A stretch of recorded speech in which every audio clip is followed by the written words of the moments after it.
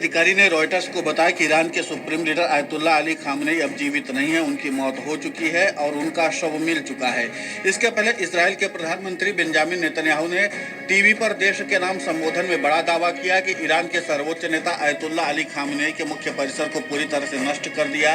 Netanyahu ने अपने संबोधन में भी दावा किया कि खामनेई के परिसर पर 30 बम गिराए गए हैं और इन सभी संकेतों से पता चलता है कि इन हमलों में तानाशाह यानी कि खामनेई मारा गया। वहीं खामनेई के मारे जाने वाली खबर पर अमेरिकी राष्ट्रपति डोनाल्ड ट्रंप ने पोस्ट किया। उन्होंने कहा कि इतिहास के सबसे बुरे लोगों में से एक खामनेई की मौत हो गई है। वो हमारे इंटेलिजेंस और बहुत एडवांस्ड ट्रैकिंग सिस्टम से बच नहीं पाया और इजराइल के साथ मिलकर काम करते वो या उसके साथ मारे गए दूसरे नेता कुछ भी नहीं कर सके। ईरानी लोगों के लिए अपना देश वापस लेने के लिए सबसे बड़ा मौका है। हम सुन रहे हैं कि उनके कई IRGC मिलिट्री और दूसरी सिक्योरिटी और पुलिस फोर्स अब लड़ना नहीं चाहते हैं और हमसे इम्यूनिटी चाहते हैं। जैसा कि मैंने कल रात कहा था, अभी उन्हें इम्यूनिटी मिल सकती, बाद में उन्हें सिर्फ मौत मिलेगी। उम्मीद है IRGC और पुलिस शांति से ईरानी देशभक्त के साथ मिल जाएंगे और देश को उस महानता पर वापस लाने के लिए एक यूनिट के तौर पर मिलकर काम करेंगे जिसका वो हकदार है। ये प्रक्रिया जल्द ही शुरू हो जानी चाहिए क्योंकि न सिर्फ खामनेई की मौत हुई है बल्कि देश सिर्फ एक दिन में पूरी तरह से बर्बाद हो गया है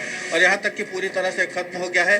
भारी और सटीक बमबारी पूरे हफ्ते बिना रुके जारी रहेगी या जब तक मिडिल ईस्ट और असल में पूरी दुनिया में शांति हमारे मकसद को पाने के लिए जरूरी होगा। वहीं इजरायली मीडिया के अनुसार तेल अवीव में हमले होते ही सायरन की आवाजें सुनाई दी। इजराइल के चैनल 12 ने बताया कि ईरान से मिसाइलों की बौछार के बाद इजराइल के केंद्रीय क्षेत्र में तेज धमाके की आवाज आई। स्थानीय समाचार पत्र इजराइल हायोम ने रिपोर्ट किया कि एक मिसाइल तेल अवीव में गिरी है। इस समय तेल अवीव में सायरन बज रहे हैं। इजराइल के संयुक्त राष्ट्र में राजदूत डैनी डैनन ने कहा कि आज इजराइल ने अमेरिका के साथ मिलकर एक गंभीर खतरे को रोकने के लिए कार्रवाई की जो इजराइल और उसके सहयोगियों को वैश्विक स्थिरता के लिए था। उन्होंने कहा कि जब कोई शासन इजराइल का खात्मा, अमेरिका की खात्मा जैसे नारे लगाता है तो इसे गंभीरता से लिया जाता है। डैनन ने बताया कि इजराइल और अमेरिका के उद्देश्य स्पष्ट हैं।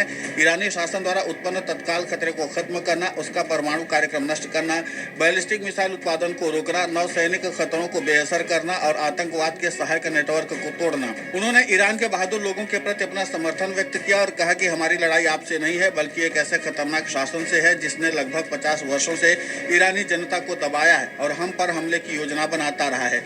उन्होंने अंत में कहा कि जब नेता खुलकर हमारी तबाही की बात करते हैं और उसके लिए साधन तैयार करते हैं तो हम इसे नजरअंदाज नहीं कर सकते हैं। हम अपनी सुरक्षा के साथ कोई जोखिम नहीं उठाते हैं, हम कार्रवाई करते हैं। वहीं कतर के गृह मंत्रालय के प्रवक्ता अब्दुल खलीफा अल मुफ्ताह ने कहा कि गिरती मिसाइलों के टुकड़े से 8 लोग घायल हुए हैं जिनमें से एक की हालत गंभीर है। उन्होंने बताया कि कुल 66 मिसाइलें कतर पर दागी गई और देश भर में 114 जगहों पर मलबे की रिपोर्ट मिली है। वहीं विदेश मंत्रालय के प्रवक्ता इब्राहिम सुल्तान अल हशैमी ने कहा कि ईरान का कतर पर लगातार हमला असुरक्षित और गैर जिम्मेदाराना कदम है।